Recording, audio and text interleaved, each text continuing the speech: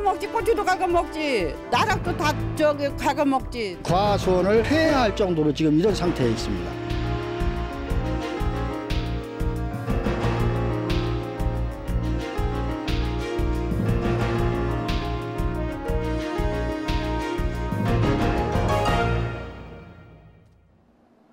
충남 부여의 한 버섯 농가.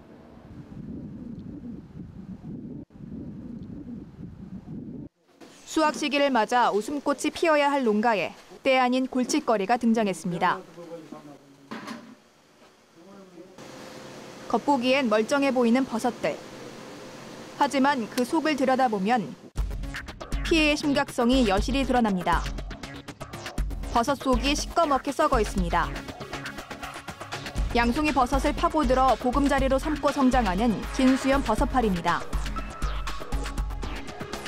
버섯파리는 파리목에 속하는 곤충으로 버섯을 갉아먹을 뿐 아니라 세균과 곰팡이를 옮기는 매개충입니다. 낙엽이나 퇴비에서 생활하다 버섯 재배가 시작되는 시기가 되면 독특한 양송이 냄새에 이끌려 재배 농가에 침입합니다. 버섯파리가 발생이 되면 그 갓 부분까지 대부분이 전부 다 그 피해가 발생을 하거든요. 그러면 일단은 파지로 비품으로 나가야 돼요. 버리든지. 그런 부분에서 손실률을 따지면 올 같은 경우는 유독 버섯파리가 발생률이 심합니다. 그러다 보니까 한 20%에서 30% 정도는 버섯파리로 인한 피해가 발생한다고 봐야 돼요. 버섯파리는 암컷 한 마리가 한 번에 100개 알을 낳으며 양송이균 배양 온도인 24도에서 빠른 성장을 보입니다. 그렇지.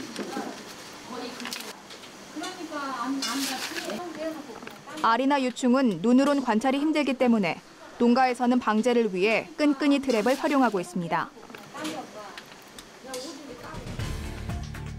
농촌기술연구원에 따르면 올해 4월 버섯파리의 성충 밀도는 끈끈이 트랩당 238마리. 지난해 같은 시기에 175마리에 비해 밀도가 크게 높아진 겁니다. 보통 지금 우리가 하다 보면 요 정도 많이 걸리는데 지금 올해 같은 경우는 이렇게 많이 잡히는 경우입니다. 그래서 지난해보다 한 35% 더 많이 발생이 됐고 실제 그 부분들이 농가에서 피해를 주고 있습니다.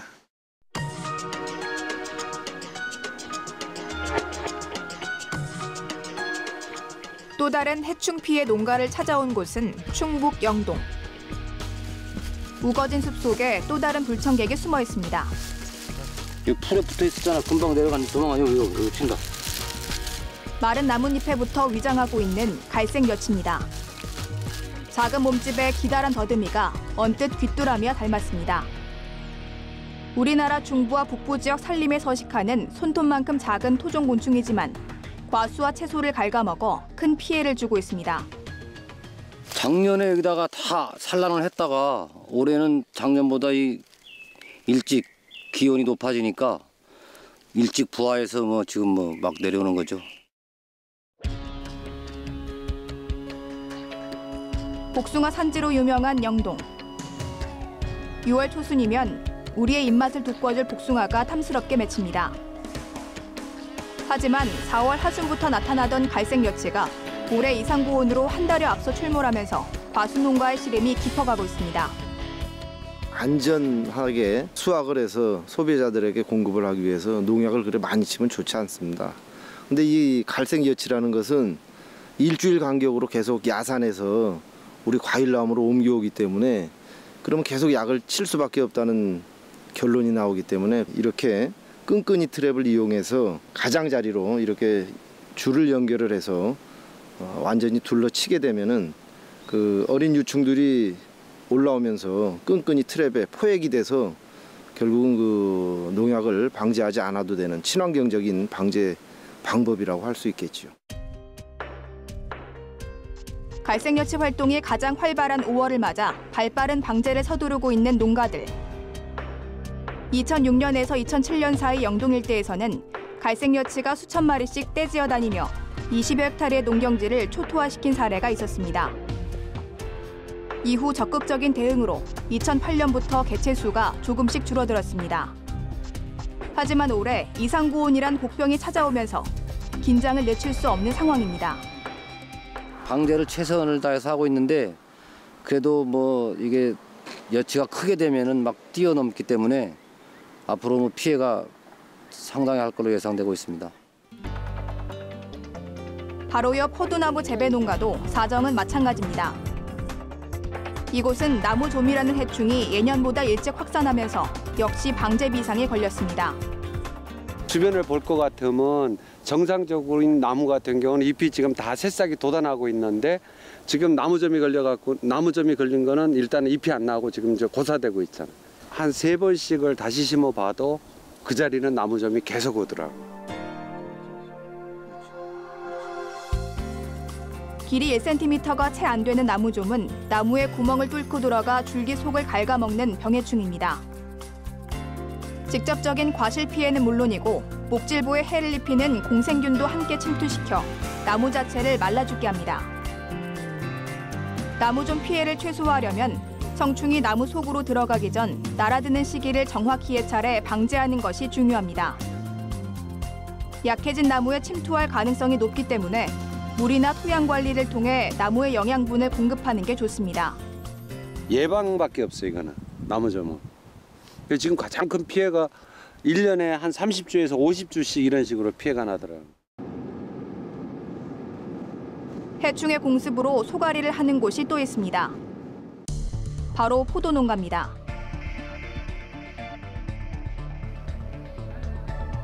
충북 진천의 한 포도밭. 겉보기엔 평온해 보이지만 나무 곳곳에 무엇인가 붙어 있습니다. 자세히 들여다보니 곤충의 알집. 최근 과수농가를 초토화시키는 꽃매미입니다. 중국 매미라고도 불리는 이 곤충은 주로 중국과 동남아시아 일대에서 서식하며 나무의 즙을 빨아먹는 해충입니다. 특히 과일나무를 좋아해 과수농가에 큰 피해를 끼치고 있습니다. 겨울을 지낸 알은 보통 5월 중순 무렵 부화해 유충이 되며 7월까지 성충으로 성장합니다. 그런데 올해는 여름 같은 봄 날씨에 부화 시기가 더 빨라지고 있습니다. 꽃매미가 부화하기 전 월동 상태인 알덩이를 늦어도 4월 말까지 제거하는 것이 가장 중요합니다. 약재 방제는 해당 약재를 10일 간격 2, 3회 정도 살포하는 것이 효과적인 방제가 되겠습니다.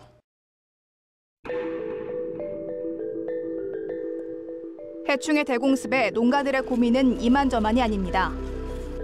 버섯이나 야채, 과일 특성상 농약을 마음대로 사용할 수 없기 때문입니다. 끈끈이 트랩을 이용하거나 사람이 직접 알집을 제거하고 있지만 역부족입니다.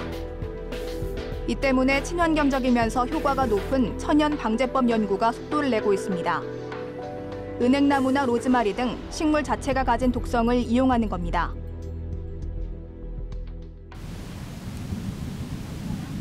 친환경 식물 추출 방제법을 연구하는 충남농업기술원. 식물은 곤충과 오랫동안 함께 진화해오면서 여러 가지 다양한 방어 물질들을 생산해왔습니다. 대표적인 것이 냄새인데 그 성분인 물체 정유를 이용해 살충제나 기피제를 만드는 겁니다. 은행나무 열매에서 알코올로 액을 추출하는 건데 예로부터 은행나무 열매는 기피제로 잘 알려져 있습니다. 그리고 연구 결과에 의하면은 거기에 살균 작용이 밝혀진 바가 있어서 저희들은 그것을 이용을 했습니다.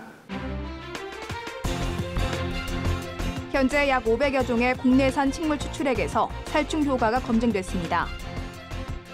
특히 은행나무 잎과 열매는 98%의 높은 살충률을 보였습니다. 살충 성분을 추출하는 간단한 방법도 있습니다. 열매에 설탕을 뿌리거나 30도 이상의 술에 담가두면 살충 성분이 있는 액체가 만들어집니다. 독초로 알려진 자리공식물은 뿌리를 잘 말린 후 물에 달이면 천연 살충제가 됩니다. 생태계를 보호하고 인체에도 무해할 뿐 아니라 농약값까지 절감할 수 있는 식물 농약입니다. 저희들이 한 연구 결과에 의하면은 기존의 화학적인 약재를 대체할 수 있을 만한 그런 효과가 충분히 있는 것으로 밝혀져서 앞으로 친환경 재배에 여러모로 활용될 것을 기대하고 있습니다. 자연 파괴로 인한 지구 온난화의 하나인 이상고온. 때이른 더위는 인간에게 직접적인 피해를 주는 해충의 대번식을 유발하고 있습니다. 그 어느 해보다 심각한 병충해가 예고된 올해.